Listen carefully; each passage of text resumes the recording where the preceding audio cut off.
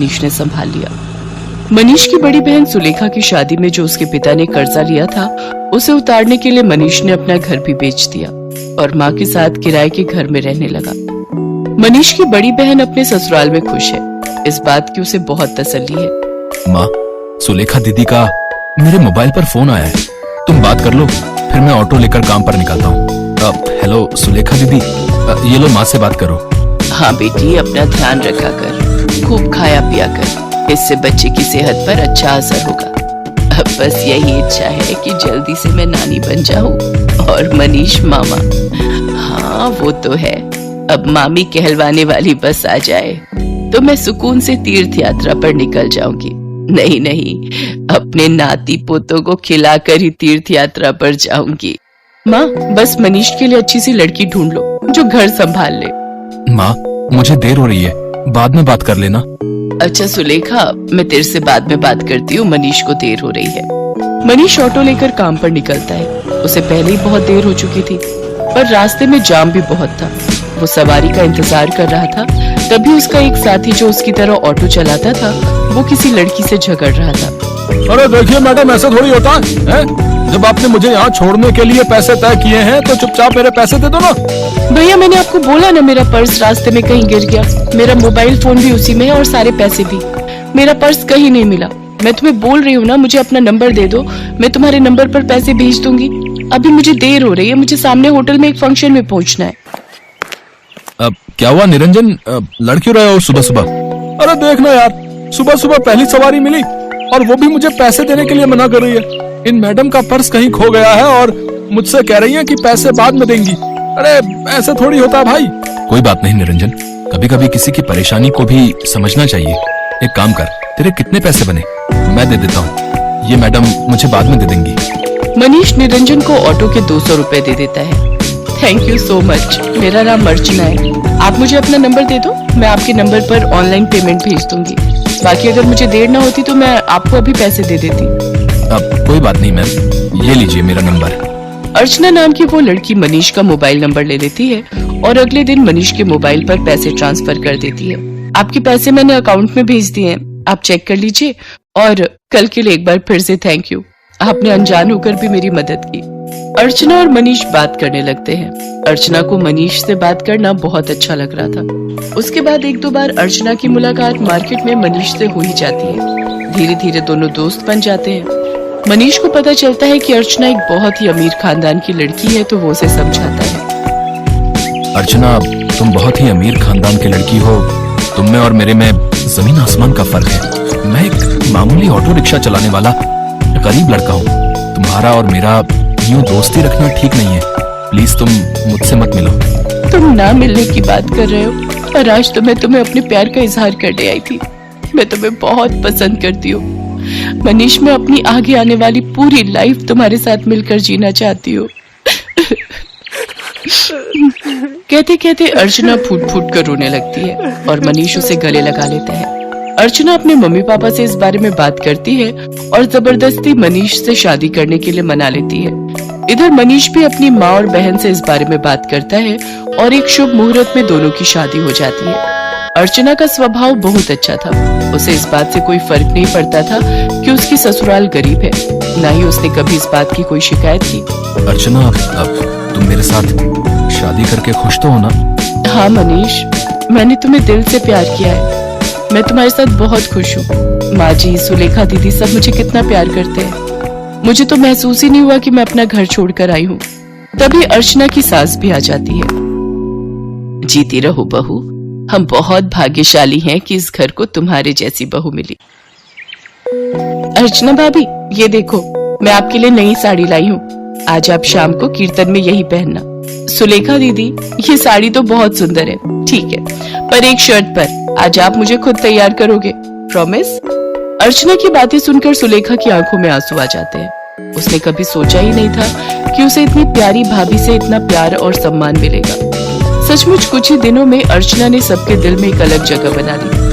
अब तो अर्चना के बिना कोई भी नहीं रहता था। सुलेखा के बेटा पैदा होता है। इधर अर्चना भी गर्भवती हो जाती है। अर्चना की माँ बनने के बारे में जब उसके मम्मी पापा को पता चलता है तो वो उसे मिलने के लिए उसके ससुराल आते हैं। पर अर्चना का घर देखकर दोनों ही मुंह बनाने लगते हैं। अर्चना, तुम अपने मम्मी पापा के पास बैठो, रसोई से चाय और नाश्ता मैं ले आती हूँ। क्या बात है अर्चना, तुम इस हालत में भी घर के काम खुद ही करती हो? तुम्हारे घर में कोई नौकर चाकर नहीं है क्या? कैसी बातें करती हो ललिता तुम जानती भी हो तुम्हारी बेटी किस घर में ब्याही है। यहाँ 2 वक्त की रोटी खाने के लिए भी सोचना पड़ता है। एक टाइम की सब्जी दूसरे टाइम खाते होंगे ये भला क्या नौकर चाकर रखेंगे? नहीं पापा, ऐसी कोई बात नहीं है। माँ जी और मनीष ने तो मुझे कई बार कहा है कि मैं घर में कोई काम वाली रख लूं, पर पूरा दिन मैं घर पर होती हूँ, मेरा भी मन नहीं लगता, और फिर मैं तो कुछ भी नहीं करती, सारा काम माँ जी ही करती है, मुझे उठने ही नहीं देती। ये लीजिए चाय। अर्चना, तुम्हें ये समोसे बहुत पसंद है ना? मैं ये भी हलवाई से खरीद लाई हूँ, अपने मम्मी पापा को भी दो। नहीं, मैं ऑयली फूड कम खाती हूँ। और अर्चना, तुम भी ये सब मत खाया करो, तुम्हें इस टाइम में जूस, फ्रूट्स ये सब लेना चाहिए। बहन जी, आप तो समझदार हैं, ये समोसे वगैरह ये सब बहुत नुकसानदायक है। मम्मी, आप मेरी टेंशन मत लो, माँ जी मेरा पूरा ख्याल रखती है। वो मुझे समय पर जूस, फ्रूट, दूध, दही, सब्जियाँ और सब कुछ खाने के लिए देती है। तभी अर्चना की ननद सुलेखा भी आ जाती है। अर्चना भाभी, मैंने डॉक्टर से अपॉइंटमेंट ले लिया है, कल सुबह 11 बजे आपको मेरे साथ चलना है, तो आपका चेकअप हो जाएगा और बाकी जो इंजेक्शन वगैरह। सुलेखा, तुम्हारा कौन से हॉस्पिटल में बच्चा हुआ था जिस डॉक्टर के बारे में तुम बात कर रही हो? जी, वो बड़े बाजार में जो हॉस्पिटल है जहाँ डॉक्टर नेहा बैठती है, वो सस्ता बेकार सा हॉस्पिटल। अर्चना, तुम उस हॉस्पिटल में चेकअप के लिए जाओगी? तुम्हारा दिमाग तो ठीक है। अर्चना, तुम एक मामूली से हॉस्पिटल में चेकअप के लिए जाओगी? तुम चिंता मत करो, इन लोगों के पास अगर तुम्हारे इलाज के लिए पैसे नहीं है तो क्या हुआ, मैं तुम्हारे लिए इस शहर के सबसे बड़े नामी हॉस्पिटल में आज ही बात कर लेता हूँ। और तुम अभी के अभी अपना सामान पैक करो और हमारे साथ चलो। किसके घर? आपके घर पापा? मैं अभी अपना घर छोड़कर कहीं नहीं जा सकती। मुझे डॉक्टर नेहा, जो कि एक बहुत बड़ी और समझदार डॉक्टर है, उन्होंने सुलेखा दीदी की नॉर्मल डिलीवरी की है। उन्होंने मुझे पूरा रेस्ट करने के लिए बोला है। और शायद आपने ठीक से सुना नहीं, मुझे कल सुलेखा दीदी के साथ डॉक्टर के पास जाना है। आप थोड़ी देर और बैठेंगे या जा रहे हैं? क्योंकि अभी ना मनीष आने वाले हैं। वो शहर में एक नया रेस्टोरेंट खुला है, वहाँ पर मेरी फेवरेट आइसक्रीम मिलती है, तो आज मेरा वो खाने का प्लान है, तो हम सब डिनर के लिए जाने वाले हैं। अर्चना का ऐसा कोई प्लान नहीं था, ये उसकी सास और सुलेखा जानते थे, पर अर्चना अपने मम्मी पापा को एहसास दिलाना चाहती थी कि उसके ससुराल वालों का और अपमान ना ही करे तो उनके लिए बेहतर है। अर्चना के मम्मी पापा लज्जित हो जाते हैं और कुछ देर बाद वहां से चले जाते हैं। अर्चना की सास और ननद दोनों की आंखों में खुशी के आंसू थे। अर्चना अपनी सास और ननद के गले से लग जाती है। ये कहानी है सुभद्रा की। सुभद्रा गांव में रहती है और उसका बेटा अखिल शहर में। वो वहाँ एक मल्टीनेशनल कंपनी में जॉब करता है। सुभद्रा का बेटा अखिल अचानक से शहर से उससे मिलने गांव आया था। बेटे को देखकर वो बहुत खुश हुई और फिर से वही शिकायतें उसकी शुरू हो गई जो हर माँ की होती हैं। कैसी शक्ल बनाकर रखी है तूने? कितना दुबला हो गया रे तू? अरे खाना पीना ठीक से खाता नहीं है क्या? बहुत काम करवाते हैं क्या ऑफिस वाले? अरे माँ, कहाँ दुबला हुआ हूँ, वैसा ही तो हूँ। पता नहीं यार माँ की आंख ऐसी क्यों होती है, उसे अपना बच्चा दुबला ही दिखता है।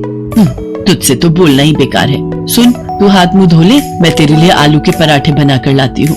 सुभद्रा रसोई में जाने लगी तो अखिल ने अपनी माँ का हाथ पकड़कर उसे सोफे पर बिठा लिया और कहा, अरे माँ, ये सब छोड़, मुझे तुमसे कुछ बहुत जरूरी बात करनी है।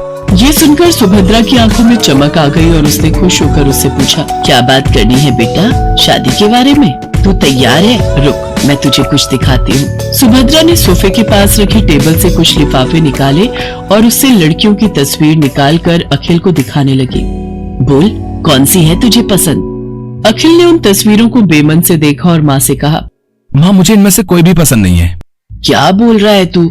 सारी इतनी सुंदर है, पढ़ी लिखी भी है। तब अखिल ने अपनी माँ से जो बात कही उसे सुनकर उनके चेहरे पर चमक आ गई। अरे सच, तूने लड़की पसंद कर ली है? अरे कौन है वो? क्या नाम है उसका?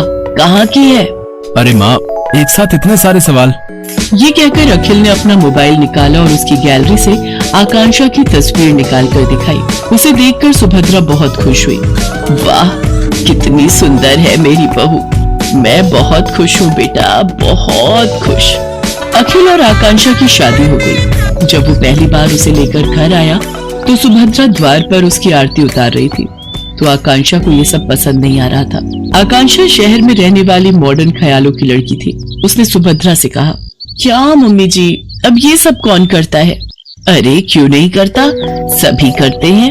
लक्ष्मी हो तुम मेरे घर की, और लक्ष्मी का स्वागत तो ऐसे ही किया जाता है। सुभद्रा की बातों को सुनकर आकांक्षा ने अपना मुंह बना लिया। अखिल चाहता था कि आकांक्षा थोड़े दिन माँ के साथ रहे, क्योंकि उसकी कंपनी वाले उसे देश से बाहर भेजने वाले थे। आकांक्षा ने भी कभी गांव देखा नहीं था, इसलिए उसने अखिल की बात टाली भी नहीं। ठीक है बाबा, लेकिन जल्दी आ जाना, मैं यहाँ अकेले बोर हो जाऊंगी। अखिल शहर चला गया। एक दिन की बात है, सुबह का समय था। आकांक्षा अपने कमरे में सोई हुई थी। सुभद्रा घंटी बजाते हुए पूजा कर रही थी। घंटी की आवाज से आकांक्षा डिस्टर्ब हो रही थी। वो गुस्से में बाहर आई और सुभद्रा से कहा, क्या मम्मी जी, सुबह सुबह इतना शोर क्यों कर रही हैं आप? ऐसा नहीं कहते बहू, मैं पूजा कर रही हूँ और अब तो सुबह के 7 बज गए। 7 बज गए तो मैं क्या करूँ? मुझे आप जैसे गवारों की तरह जल्दी उठने की आदत नहीं है। चलिए अब बंद करिए ये सब और मुझे सोने दीजिए। सुभद्रा को अपनी बहू की बात बहुत बुरी लगी, लेकिन वो चुप रह गई और खुद को ही दोष देने लगी। मेरी ही गलती है। अरे वो शहर की है, वहाँ लोग देर से सोते हैं, देर से जागते हैं। मुझे इस बात का ख्याल रखना चाहिए। आकांक्षा ज्यादातर समय या सोकर बिताती या अपने दोस्तों से बात करके। वो सुभद्रा की कोई मदद नहीं करती। एक दिन वो फोन पर बातें कर रही थी और सुभद्रा अपने बैल को चारा दे रही थी, तो अचानक उसका बैल जोर से रंभाने लगा। अरे क्या हो गया, क्यों गुस्सा कर रहे है तू? मैं आ तो गई खाना देने। हाँ ठीक है, मैंने आज थोड़ी देर कर दी। अरे क्या करती, मेरे घुटनों में जोरों का दर्द जो था, बूढ़ी हो गई हूँ ना मैं। उधर फोन पर बातें करती आकांक्षा की दोस्त ने बैल के रंभाने की आवाज सुनी तो उसने कहा, अरे क्या बात है आकांक्षा, तबेले में है क्या तू? ये पीछे से कैसी आवाज आ रही है? अरे गांव है ना ये, यहाँ तो गाय भैंस की आवाज आएगी ना, कोई डीजे तो बजेगा नहीं। अच्छा सुन, मैं तुझसे थोड़ी देर में बात करती हूँ। आकांक्षा ने फोन काटा और सीधे सुभद्रा के पास पहुंची। क्या मम्मी जी, आप लोगों को जरा भी तमीज नहीं है क्या? अरे मैं फोन पर बातें कर रही हूँ और आपका ये बैल शोर कर रहा है। अरे मेरी बेइज्जती होती है दोस्तों के सामने, आपको बड़ा मजा आता है ना मुझे तंग करने में। ये तुम कैसी बातें कर रही हो बहू, मैं भला तुम्हें क्यों तंग करूंगी? और जहाँ तक बात रही इसके रंभाने की, तो इसे भूख लगी थी। अब ये बेचारा हमारी तरह खाना तो मांग नहीं सकता, जानवर है ना। ये जानवर है, आप तो नहीं। कान खोलकर सुन लीजिए, जब मैं अपने दोस्तों से बात करूं तो इसे बाहर ले जाइए, नहीं तो मैं ये घर छोड़कर चली जाऊंगी। अरे नरक बना दिया है मेरा जीवन आप लोगों ने। सुप्रिया फिर से खामोश रह गई। एक दिन जब वो गोबर से घर का आंगन लीप रही थी तो आकांक्षा फिर से नाक बंद करके तमतमाती हुई बाहर आई और गुस्से में सुप्रिया से कहा, क्या है मम्मी जी ये क्या है? पूरे घर में आपने बदबू फैला दी है। बहू गोबर है ये, पता है कितना पवित्र होता है, घर में कीटाणुओं को प्रवेश नहीं करने देता ये। अरे क्यों मेरे पीछे पड़ी हैं आप? नहीं चाहिए मुझे अपने घर में गोबर वोबर, जब मैं चली जाऊंगी तो करते रहना ये सब। बिल्कुल गवारों के बीच में छोड़कर गया ये अखिल। कंपनी वालों ने 2 महीने की ट्रेनिंग और बढ़ा दी उसकी। 2 महीने इस गांव को और झेलना पड़ेगा मुझे। सुप्रिया आकांक्षा की किसी बात का बुरा नहीं मानती, वो उसे बहुत प्यार करती थी। एक दिन की बात है, सुप्रिया ने आकांक्षा से कहा, बहू आज कुछ लोग तुम्हें देखने के लिए आ रहे हैं। वो क्या है ना कि ये लोग शादी में नहीं आ पाए थे। मुझे देखने? अरे मैं क्या कोई नुमाइश की चीज हूँ जो मुझे देखने आ रहे हैं? सुनिए, उन लोगों को मना कर दीजिए, मुझे किसी से नहीं मिलना। आकांक्षा बार बार सुप्रिया का अपमान करती और बार बार उसे चली कटी सुनाती, लेकिन सुप्रिया अपनी बहू को कुछ नहीं कहती। उसे हमेशा यही लगता कि बहू शहर की है, वहाँ के तौर तरीके अलग होते हैं, उसे वो बदल नहीं सकती। एक बार की बात है, सुप्रिया कुछ दिनों से बहुत बीमार थी। उसका बुखार उतरने का नाम ही नहीं ले रहा था, लेकिन आकांक्षा को इन सब बातों से कोई फर्क नहीं पड़ता था। एक दिन आकांक्षा छत की बाउंड्री के पास खड़ी होकर अपने दोस्तों से बातें करते हुए और अपनी सास की शिकायत करके अभी फोन रखा ही था कि तभी न जाने कैसे उसका पैर फिसल गया और वो छत से नीचे गिर पड़ी। आह! आकांक्षा की आवाज सुनकर सुप्रिया भागी भागी बाहर आई। उसने देखा कि आकांक्षा जमीन पर गिरी तड़प रही है। बहू, बहू! अरे ये कैसे हो गया? आकांक्षा लहूलुहान हो गई थी। गांव में अस्पताल 4 किलोमीटर दूर था।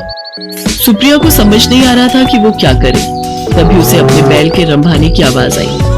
सुप्रिया ने अपने बैलों को तुरंत बैलगाड़ी में जोड़ा और अपनी बहू को उसमें डाला और खुद ही बैलगाड़ी चलाकर अस्पताल की ओर जाने लगी। जल्दी चल और जल्दी चल, मेरी बहू को जल्दी से अस्पताल पहुंचाना है। दोनों बैल पूरी तेज गति से भागने लगे। कुछ देर बाद ही वे सभी अस्पताल पहुंच गए। आकांक्षा की गंभीर हालत देखकर डॉक्टर ने उसे तुरंत एडमिट कर दिया और उसका इलाज शुरू कर दिया। कुछ देर बाद डॉक्टर ऑपरेशन थिएटर से बाहर आए। अब आपकी बहू की हालत में सुधार है। अगर आपने उसे लाने में जरा भी देर की होती तो कुछ भी हो सकता था।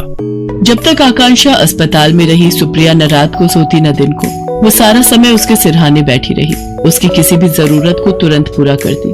आकांक्षा को पता लग गया था कि सुप्रिया किन परिस्थितियों में और कैसे उसे अस्पताल लेकर आई थी। उसे अपनी हर पुरानी बात आज याद आ रही थी और उसे पश्चाताप हो रहा था। माँ जी, मुझे माफ कर दीजिए, मैंने आपके साथ कितना बुरा किया, क्या नहीं कहा आपको, लेकिन आपने मेरी जान बचाने के लिए क्या कुछ नहीं किया। मेरी गलतियों के लिए माफ कर दीजिए। अरे कोई गलती नहीं की तूने, तू ठीक हो गई बहू, बस मेरे लिए यही सबसे बड़ी बात है। तभी आकांक्षा को बैल के रंभाने की आवाज आई। वो उस आवाज को सुनी रही थी तभी। पता है तू यहाँ बीमार है तो मेरे दोनों बैलों ने भी खाना पीना छोड़ दिया है। वो अस्पताल के बाहर ही खड़े रहते हैं। सच कहूँ तो वो ना होते तो पता नहीं मैं तुम्हें कैसे अस्पताल लेकर आती। सुप्रिया की बातों को सुनकर आकांक्षा की आंखों से झरझर कर आंसू निकलने लगे। वो बाहर निकली और बैलों को गले लगाकर उनसे भी माफी मांगी। आकांक्षा बदल गई थी। उसे गांव अच्छा लगने लगा था और सुप्रिया में तो उसकी जान बसने लगी।